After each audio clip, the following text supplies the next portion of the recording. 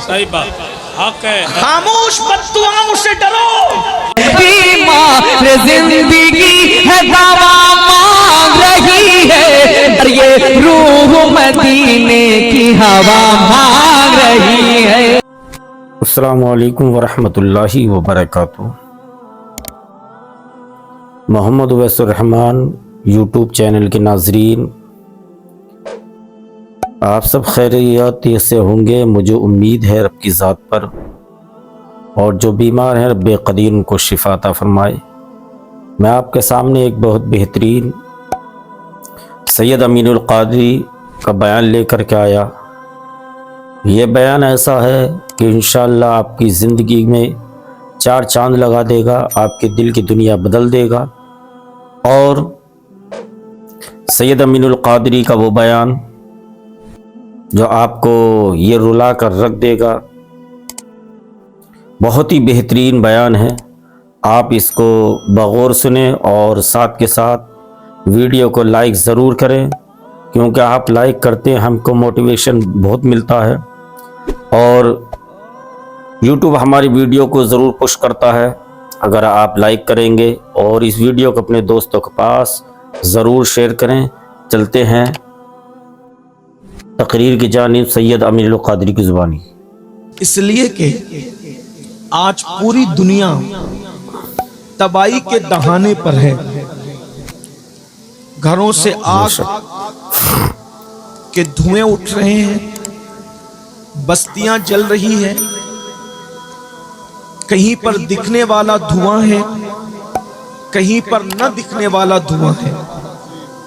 जुल्म का दौर दौरा है, ज़मीर फरोशों की मंडी लगी हुई है।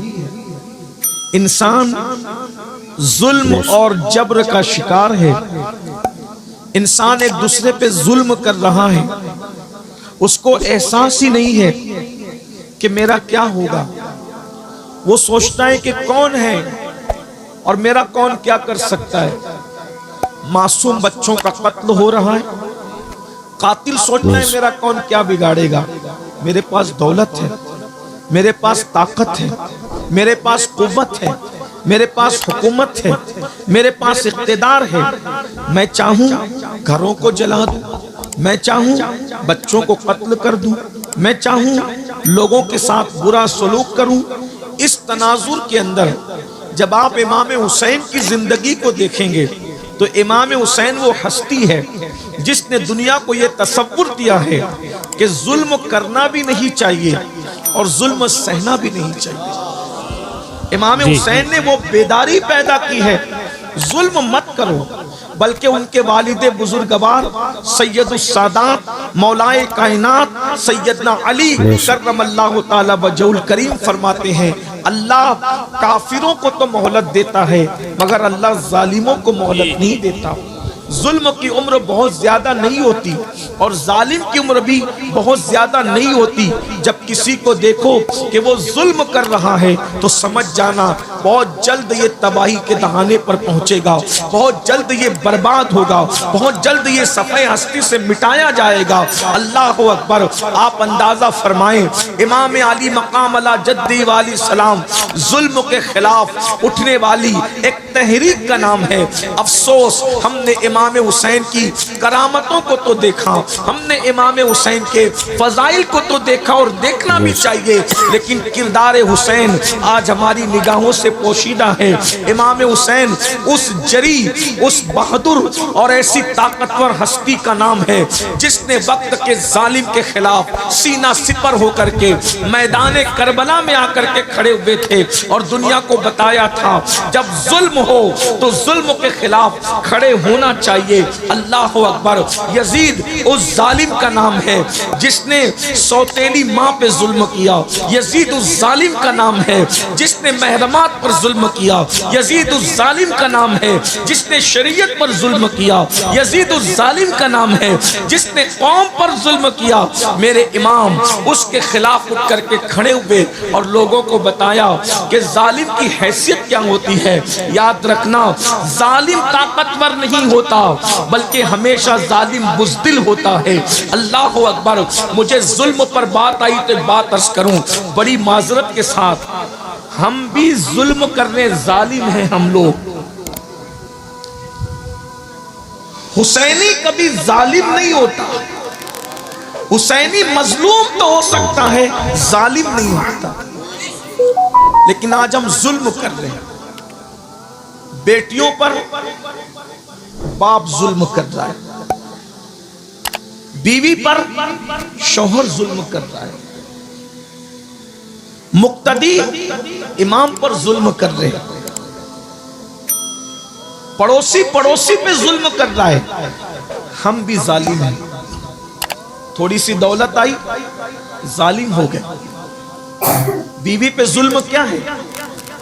एक बीवी के होते हुए किसी दूसरी औरत के साथ नाजायज ताल्लुकात कायम करना, ये बीवी पे जुल्म है। और याद रखना, जालिम जुल्म करके सो जाता है मगर मजलूम को नींद नहीं आती। मजलूम भी जागता है और मजलूम का खुदा भी जागता है। बेशक बेशक। और ये बात याद रखना, वो बद्दुआएं जो जबान से निकलती है वो उतना इंसान को तबाह नहीं करती जो खामोश बद्दुआएं इंसान को तबाह। सही बात, हक है। खामोश बद्दुआओं से डरो। ये खामोश बद्दुआएं बड़ी खतरनाक है। लंका में लगने वाली आग उतनी तबाही नहीं मचाती जितना खामोश बद्दुआएं इंसान की जिंदगी में तबाही मचाया करती है। ये खामोश बद्दुआ क्या है? खामोश बद्दुआ के कोई अल्फाज नहीं होते, खामोश बद्दुआ की कोई आवाज नहीं होती। खामोश बद्दुआ सिर्फ निगाहें उठा करके किसी की तरफ देखती है और जिसकी तरफ देखती है फिर उसका हाल ये है कि अल्लाह अकबर। मेरे आका फरमाते हैं, मजलूम की आह से बचो, मजलूम की बद्दुआ से बचो। अल्लाह के और मजलूम की बद्दुआ के दरमियान कोई पर्दा नहीं है। इधर निगाह उठती है और उधर मजलूम की बद्दुआ बाबे जाबत इलाही से टकराती है। मेरी बात तवज्जो से सुनना। आज मैं किरदार इमाम हुसैन पेश करने जा रहा हूं, लेकिन बात मजलूम और जालिम की आई है तो एक बात आपके सामने पेश करूं। आज दौलत है, फैक्ट्री है, माल है, कितने जवान है जो बीवी के होते हुए किसी न किसी के चक्कर में फंसे हुए, वो जालिम है। ये हंसने की बात नहीं, ये हंसने की बात नहीं, बल्कि पलट कर एक बात और कह दूं, कुछ ऐसी जालिम औरतें भी हैं जो शौहर के होते हुए किसी और तरफ अपने दिल को लगाए हुए, वो भी बदतरीन औरतें। ये जुल्म है। और एक बात आपको बताऊं, कत्ल करना जितना बड़ा जुर्म है उससे बड़ा जुर्म बेवफाई करना है। शौहर का बीवी के साथ आज हमारे घर जल रहे हैं। छोटे छोटे नन्हे नन्हे बच्चे कभी माँ का मुंह तकते, कभी बाप का मुंह तकते हैं, क्योंकि जब किसी शौहर का दिल किसी और औरत से नाजायज तौर पे लग जाता है तो उसको अपनी बीवी अच्छी नहीं लगती, वो बीवी से लड़ता झगड़ता रहता है। और जब किसी औरत का दिल किसी गैर मर्द से लग जाता है तो उसको अपना शौहर अच्छा नहीं लगता, वो भी हमेशा उससे लड़ती झगड़ती रहती है। लेकिन आइए, ये जुल्म है। और मैं आपसे कह दूं कि अल्लाह रब्बुल इज्जत जालिम को बहुत बदतरीन मौत अता करता है। जालिम और मजलूम की बात आइए तो एक बात मुझे याद आई। हलाकू कैसे मरा? खामोश बद्दुआ से मरा। मैं पहले कह रहा हूं, खामोश बद्दुआ बड़ी खतरनाक होती है। अल्फाज वाली बोलने वाली बद्दुआ भी खतरनाक होती है, लेकिन खामोश बद्दुआ ज्यादा खतरनाक। आज मैं आपको यह कहना चाहता हूं, खामोश बद्दुआओं से बचो, खामोश बद्दुआओं से डरो। ये खामोश बद्दुआ क्या है? आप जिस पे जुल्म कर रहे हैं वो आपको कुछ कह ही नहीं रहा है, और उसका न कहना ये खामोश बद्दुआ। और जो खामोश बद्दुआ देते हैं वो अल्लाह के बड़े करीबी लोग होते हैं, इसलिए कि वो जानते हैं कि मेरे सुनने वाला कोई नहीं है, मेरे सुनने वाला सिर्फ एक है और वो अल्लाह है, और अल्लाह बहुत ताकत वाला है। इसलिए कभी किसी पे जुल्म मत करना। हलाकू कैसे मरा? हलाकू को मुसलमानों से बड़ी नफरत थी। ध्यान से सुनना, और आप अच्छे से सुन भी रहे, लेकिन मिंबर वालों की भी थोड़ी तवज्जो कि वो दुआ दे दें। मैं उनकी मालूमात में कोई इजाफा नहीं कर सकूंगा। 500 550 किलोमीटर का सफर करके सीधा आपके मिंबर पर आ रहे हैं, इसलिए मैं अगर आपका साथ रहा तो कुछ बात कर सकेंगे, और मुझे यहाँ से फिर पूरनपुर जाना है दूसरे जलसे में। ठीक, स्टेज वाले भी थोड़ा बैठ जाए, आपको भी बैठने की जरूरत से बैठ जाए, सुन ले थोड़ा। हलाकू को मुसलमानों से बड़ी नफरत थी, इसलिए कि उसके ऊपर की नस्लों ने, चंगेज खान वगैरह ने बहुत जुल्म किया। इतने मुसलमान काटे उन लोगों ने कि मुसलमानों के कटे हुए सरों से उन्होंने मीनार तामीर की। हमारी किताबें जला दी। हलाकू चंगेज खान की तारीख है। मैं कोई नफरत की बात नहीं कर रहा हूं, मैं तारीख बयान कर रहा हूं। आप उसको सुने तो आपको समझ में आएगा। हलाकू और चंगेज खान की जुल्म की तारीख, अगर आप हिस्ट्री के तालिब इल्म हैं, आपने अगर हिस्ट्री पढ़ी है तो आपको पता होगा कि मुसलमानों के सरों पर उन लोगों ने मीनार तामीर किए थे। इतनी गर्दनें काटी थी कि कई दिन तक दरियाए दजला के अंदर सिर्फ धड़ बहते रहे और खून बहता रहा। इतना कत्ले आम हुआ बगदाद की सरजमीन पर मुसलमानों का कि कई दिन तक दरियाए दजला में जो धड़ और खून बह रहे थे तो दजला का पानी सुर्ख हो गया था। डाब का, तालाब का पानी सुर्ख होना समझ में आता है, लेकिन बहता हुआ पानी, कितना खून उसमें आया होगा कि बहता हुआ पानी खून में तब्दील हो गया, सुर्ख हो गया। लेकिन हलाकू की मौत बयान करने से पहले मेरे जहन में एक बात फिर आ रही है कि आखिर अल्लाह हलाकू और चंगेज खान जैसे जालिम मुसलमानों पर कब मुसल्लत करता है और क्यों मुसल्लत करता है। ये बात याद रखना, मुसलमानों पर अल्लाह जालिम कभी मुसल्लत नहीं करता, क्योंकि वह अपने बंदों से 70 माहों से ज्यादा प्यार करता है। जब मुसलमान बिगड़ते हैं, जब मुसलमान आवारा गर्दी करते हैं, जब मुसलमान पाप करते हैं, जब मुसलमान अल्लाह की नाफरमानी करते हैं, जब मुसलमान मस्जिदों को वीरान करते हैं। सरकार गौसे पाक ने जब पर्दा फरमाया, गौसे पाक के पर्दा फरमाने के बाद मुसलमान बिगड़े। बगदाद के मुसलमान खास तौर पे बिगड़े। बहुत दौलत दी अल्लाह ने, बहुत माल दिया अल्लाह ने, बहुत कुव्वत दी अल्लाह ने, बड़ी हुकूमत दी अल्लाह ने, तो मुसलमान कैसे बिगड़े? अल्लाह को छोड़ा, उसके रसूल को छोड़ा, कुरान को छोड़ा, दीन को छोड़ा। एक एक मुसलमान इतना पापी हो गया था कि 300-300 लड़कियां उसके घर में गाना गाने वाली थी और 800-800 लड़कियां उसे शराब पिलाने वाली थी। मुसलमान सोते थे तो सराने शराब के मटके रख करके सोते थे, अय्याशियां करते थे, आवारगी करते थे। अच्छी तरह याद रखना मुसलमानों, जब तुम अल्लाह के साथ बगावत करते हो तो अल्लाह की तलवार उठती है। और अल्लाह की तलवार कैसे उठती है? अल्लाह तुम पर जालिम मुसल्लत करता है। नाम उनका हलाकू हो, चंगेज हो, लेकिन किरदार सबका एक ही होता है। नाम बदलते रहेंगे लेकिन किरदार वही रहेगा। जब तुम बद किरदार बनोगे तो अल्लाह तुम पर जालिम मुसल्लत करेगा। और अल्लाह अकबर, जब अल्लाह किसी कौम पर फिस्क व फुजूर की वजह से जालिम मुसल्लत करता है, उस वक्त जब मुसलमान दुआ करते हैं तो अल्लाह उनकी दुआओं को भी कबूल नहीं करता। आज आप कह रहे हैं फिलिस्तीन में ये हो रहा है, वहां वो हो रहा है, वहां वो हो रहा है, वहां वो हो रहा है, हर जगह तुम पे जुल्म हो रहा है।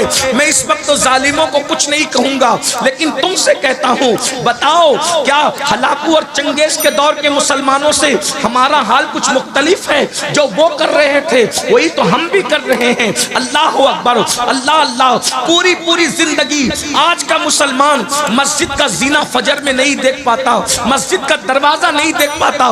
बोलो कितने मुसलमान फजर पढ़ते हैं? अल्लाह अकबर। जलसों में हजारों हैं और फजर की नमाज में उंगलियों पर गिन सकते हो। ये कैफियत है मुसलमानों की। याद रखना, खाते अल्लाह का हो, रोजी अल्लाह देता है, रिस्क अल्लाह देता है। अल्लाह के साथ बगावत करते करते हो वो कुव्वत वाला है, कुव्वत वाला। जब उसके गजब को कोई चैलेंज करता है तो फिर वो तुम पर जालिम, ऐसे जालिम और अल्लाह अकबर ऐसे बेमुरव्वत और सख्त दिल जालिम को मुसल्लत करता है कि फिर वो तुम पर रहम नहीं करते। लोग रहम की भीख मांगते हैं मगर वो रहम नहीं करते, क्योंकि अल्लाह जालिमों को मुसल्लत करता है। अल्लाह अकबर। मुझे बताओ, नमाज पर जुल्म करने वालों तुम पर जुल्म नहीं होगा, कुरान पर जुल्म करने वालों तुम पर जुल्म नहीं होगा, दीन पर जुल्म करने वालों तुम पर जुल्म नहीं होगा। अल्लाह अकबर। इमाम हुसैन से मोहब्बत की बात करते हो, मौला हुसैन ने करबला में दीन के लिए पूरा घराना लुटाया। क्या कहते हैं घराने को?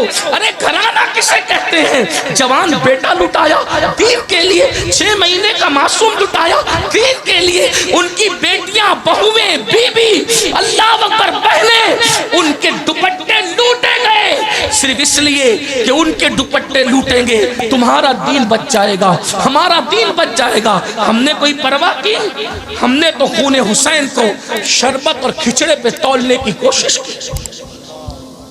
याद रखना, अगर एक छोटा सा घरौंदा कोई बच्चा बनाए और उसका बाप उस घरौंदे को तोड़ दे तो बच्चा भी अपने बाप से नाराज हो जाता है, मेरा बनाया हुआ घरौंदा क्यों तोड़ा, क्योंकि मैंने बहुत मेहनत से मिट्टी लाई थी।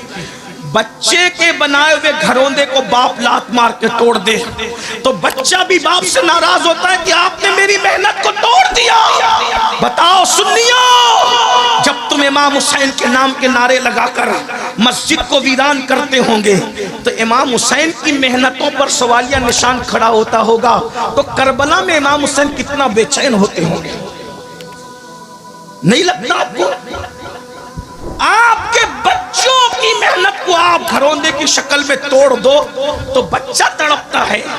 इमाम हुसैन के लाडले की शहादत को जब तुम भूलते होंगे, दाढ़ियां मुंडाकर गटरों में फेंकवाते होंगे, तो उस वक्त इमाम हुसैन के दिल पे क्या गुजरती होगी। 18 साल का कड़ियल बेटा मैंने इसीलिए कुर्बान किया था। और जो इमाम हुसैन को तड़पाएगा करबला की जमीन पर, तो क्या वो नहीं तड़पेंगे दुनिया में? आज तड़प रहे हो, हमारी दुआएं भी कबूल हो पा रही है, सब दुआ कर रहे हैं। सलीम मियां से लेके अमीरुल कादरी तक, कुतुब अब्दाल सब दुआ कर रहे हैं फिलिस्तीन पे मदद नाजिल कर। मदद आ रही है? मदद बताओ, कहीं आ रही है मदद? क्यों? तुम नबी और आले नबी को मजार में तड़पाओ अपने किरदार से और फिर सोचते हो कि तुम्हारी जिंदगियों में बहारें आ जाए। मुमकिन नहीं है। जब कोई लड़का किसी लड़की के कंधे पे हाथ रख करके उसको पार्क में ले जाता होगा बदनीयती के साथ, तो इमाम हुसैन के दिल पे क्या गुजरते। हम किसी मुर्दा हुसैन को नहीं मानते, हम जिंदा हुसैन को मानते। वो और लोग होंगे जिनका कोई हुसैन मर गया, हम सुन्नियों का हुसैन जो इब्ने अली है वो ऐसा जिंदा है कि हम ये महफिल कर रहे हैं इस तसव्वुर के साथ कि अमीन और सलीम कुर्सी पर बाद में आके बैठे हैं। जिसकी महफिल है वो हुसैन पहले से आया। सुभान अल्लाह, सुभान अल्लाह, नारे तकबीर, नारे रिसालत। देखा आपने कितना बेहतरीन बयान सैयद अमीरुल कादरी ने। बेशक सही कहा है कि जालिम जब जुल्म करता है और जब मजलूम पर जुल्म किया जाता है वो सब्र करता है तो खालिक के कायनात उसका बदला लेता है, क्योंकि रब्बे कदीर जुल्म जिस पर किया गया मजलूम के साथ होता है और खालिक के कायनात उसकी मदद फरमाता है। कभी किसी पर जुल्म ना करना, और अगर किसी पर जुल्म किया है तो उससे माफ़ी मांग लेना, इसी में भलाई है। चैनल को सब्सक्राइब करें, लाइक करें, शेयर करें, बेल आइकन ज़रूर प्रेस करें। अस्सलामु अलैकुम वरहमतुल्लाहि वबरकातुहू।